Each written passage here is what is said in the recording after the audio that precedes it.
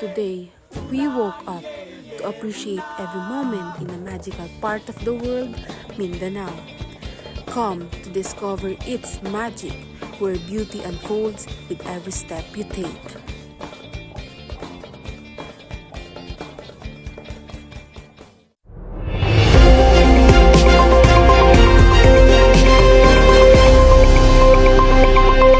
Audio Jungle. Magandang araw, Pilipinas. Magandang araw, Bulacan. Ako, si Sean Litigio. Ngayong araw ay Huwebes, ika-10 ng Oktubre. Narito ako upang ibahagi sa inyo ang pinakabagong balita sa buong mundo. Sadyang kay raming literary text sa buong mundo, ngunit ngayong araw ay ating pag-uusapan ang Sarena Story mula sa True Gem ng Pilipinas, Mindanao.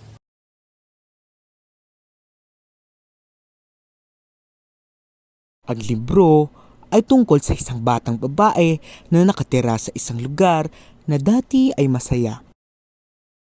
Ang lugar ay naging malungkot dahil namatay ang kanyang mga magulang, ngunit siya ay patuloy na namumuhay kasama ang kanyang lolo't lola. Ang bata ay matapang na babae na patuloy na nagsisikap na panatilihing buhay ang kultura, tradisyon, paniniwala at nais tulungan ng kanyang lipunan na gawing muling masaya ang kanilang lugar tulad ng dati.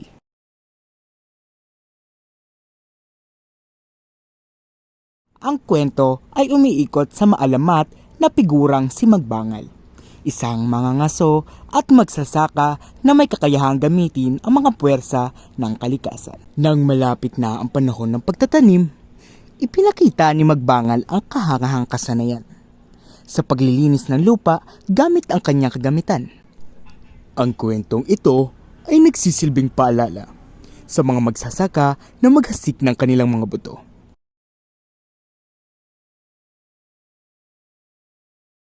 Sa Bumbaran, Mindanao, sa isang makasaysayang pagkakataon, muling umangat ang pangalan ni Bantugan, ang magiting na prinsipe ng kaharian ng Bumbaran. Matapos ang mahigit na taon ng paglalakbay, si Bantugan ay nagbalik sa kanyang kaharian na puno ng mga kwento ng tagumpay. Mula sa kanyang mga pakikipagsapalaran sa malalayong lugar, sa kanyang pag-uwi, natuklasan niya ang kaharian ng Bumbaran ay nasa panganib mula sa isang grupo ng kalaban na nagtatangka agawin ang trono. Ang kwentong Bantugan ayon sa istorya ay naging simbolo ng kagitingan, katapatan at pagmamalasakit sa bayan.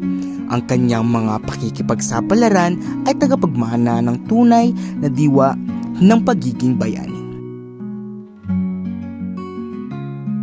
Kung mayroong isang simbolo na ang mga Maranao sa Pilipinas ay nauugnay, ito ay ang sari manok.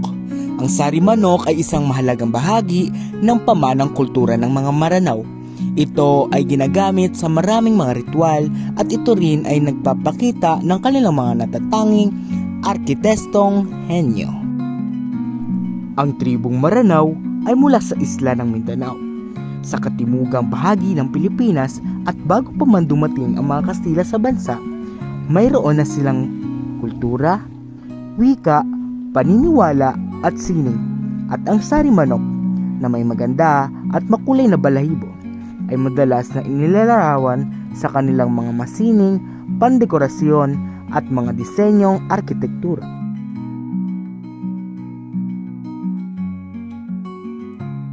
Sa malawak na lupain, may isang babae nagpapalipad ng saranggola sa gitna ng mainit na araw at hindi siya natatakot na masunog ang kanyang balat. Ang kanyang pangalawang saranggola ay sumabit ito sa puno. Dahil ang lugar ay masikip, hindi siya makakadiskarte. Ang buhay ay parang isang saranggola.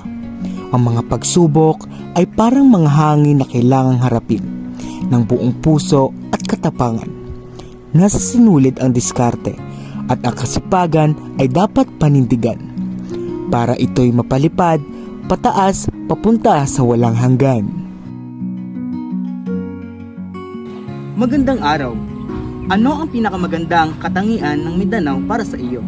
Magandang araw. Para sa akin ang Mindanao ay kilala sa kanyang yaman sa kultura at likas na yaman. Dito makikita ang iba't ibang tribo tulad ng mga Maranao, Tausog at Maguindanao. Bawat isa ay may sariling tradisyon at sining. Ang likas na yaman ay kasama ang mga bundok, ilog, at ang mga agricultural lands na mahalaga para sa ekonomiya. Ano ang mensahe mo para sa mga taong gusto pang kilalanin ang Mindanao? Bisitahin nila ang Mindanao dahil marami silang masisilayan at matututunan. Ang Mindanao ay puno ng yaman at mga tao dito ay puno ng kwento na dapat ipagmalaki. Anong mga kilalang lugar at atraksyon ang mairekomenda mo sa mga turista? Maraming magagandang lugar sa Mindanao. Dito matatagpuan ang Mount Apo, ang pinakamataas na bundok sa Pilipinas, at ang mga sikat na beaches tulad ng Siargao at Samar Island. Muli, ako si Sean Litigio at ayan ang mga pangunahing balita ngayong araw. At palagi natin pakakatandaan, mahalaga ang maging updated sa mga balitang nangyayari sa ating bansa. Maraming salamat sa panonood!